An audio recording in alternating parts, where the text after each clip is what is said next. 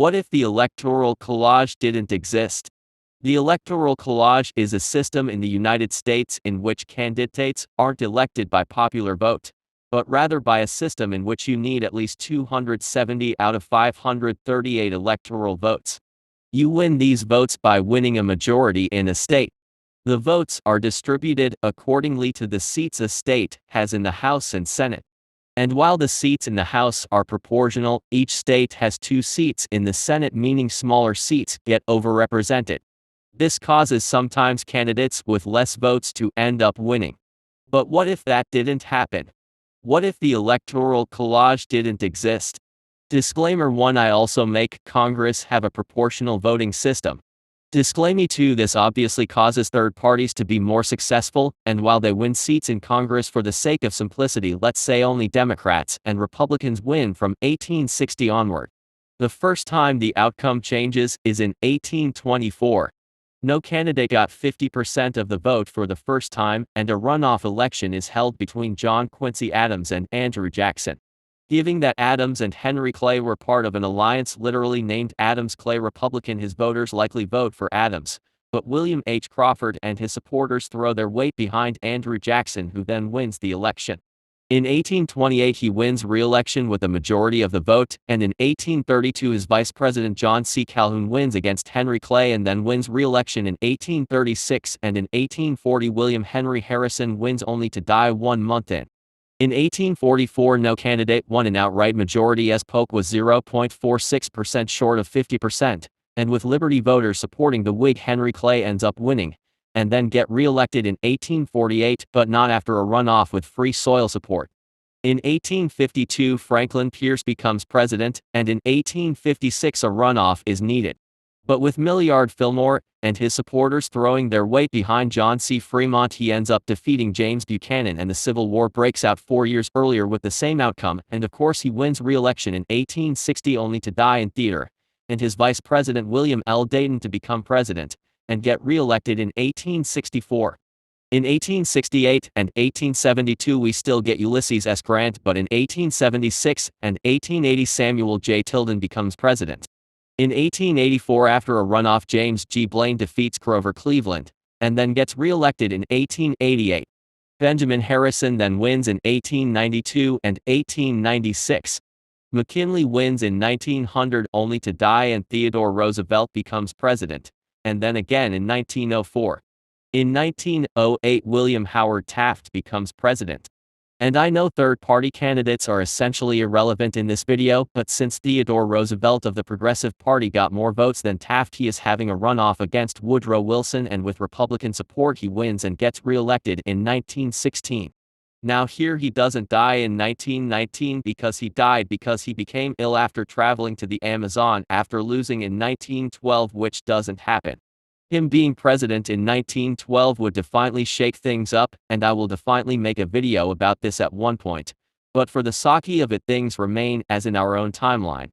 Harding and Coolidge then win in 1920 and 1924, and in 1958 Hoover becomes president, followed by 4 FDR terms. In 1948 a runoff was needed again, and since Thurand was a Democrat and his party was literally named States Rights Democratic Party, his voters probably vote for Truman. The next change is in 1968. With support from Wallace's voter base, Humphrey defeats Nixon, and then wins re-election in 1972. In 1976 and 1980 Ronald Reagan becomes president, and in 1984 and 1988 George H.W. Bush succeeds him. For the sake of it, let's evenly divide Perot's voter base, as he was a centrist, meaning Bill Clinton wins 2 terms in 1992 and 1996. In 2000 and 2004 Al Gore wins, followed by Barack Obama in 2008 and 2012, and Hillary Clinton in 2016 and 2020. Now let's look at the global changes. The 2 terms of Andrew Jackson would be like in our own, and the 2 terms of Calhoun would also be similar to that of Jackson. With Henry Clay winning in 1840 instead of James K. Polk, he wouldn't start the Mexican-American War, but rather peacefully resolve their border dispute in which the U.S. gets Texas. He also compromises with the UK. And since the free North got expanded while the slave South didn't, it is possible for the U.S. under Clay to annex Yucatan, which declared independence, and was fighting the Maya in the caste war. The only change in the Civil War is that the last Confederate forces to surrender are in Yucatan. I already said that I will make a video about Roosevelt winning in 1912 specifically, but the jig is that the US joins World War I after the sinking of the Lusitania and the war ends 2 years earlier. The Central Powers would face less harsh treaties and extremism never rises in Europe. Outside of that, with Wilson not being president, we wouldn't see a return of the Ku Klux Klan. Humphrey, as I said, wins in 1968, and he continues the Vietnam War, which would lead to more protests, but by 1973, when the United States left Vietnam, the North was almost at a breaking point, and with the US fighting until 1976, it is possible that a peace agreement is signed in which Vietnam is split again. Furthermore, he doesn't bomb Cambodia, unlike Nixon, and so the Khmer Rouge doesn't come to power. North Vietnam probably wouldn't reapproach the US like in OTL, and they would probably be like North Korea, an isolated totalitarian communist state that wants to annex its southern neighbor.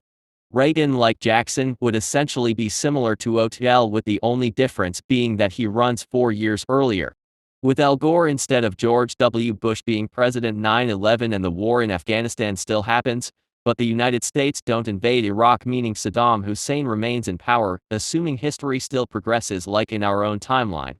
The United States also leaves Afghanistan around the same time they left Iraq, as a major reason why they remained was the collapse of Iraq, and so they leave and Afghanistan collapsed, which isn't much different than leaving in 2022, and since they leave shortly after bin Laden got killed, the war would be remembered as a victory.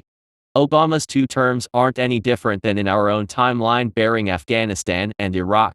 It is possible that in 2011 Iraq faces a revolution or civil war that could either see Saddam Hussein being forced to abdicate like Gaddafi or remain in power like Assad. Clinton's 2 terms would be similar to that of other Democrats like Bill Clinton or Joe Biden. We also wouldn't have a Trump, meaning no wall, no climate change denial, no slow COVID-19 response, no MAGA, no January 6th riots. The possible candidates for 2024 are Ron DeSantis, Nikki Haley, Asa Hutchinson, Vivek Ramaswamy and Tim Scott for the Republicans, and Joe Biden, Robert F. Kennedy Jr. and Marianne Williamson for the Democrats. In this timeline, with candidates needing 50% of the vote, we would have different electoral results compared to our own timeline, like George W. Bush and Donald Trump not becoming president, which actually results in the Democrats winning from 1992 to 2020. If you liked the episode, leave a like, and don't forget to subscribe. Goodbye.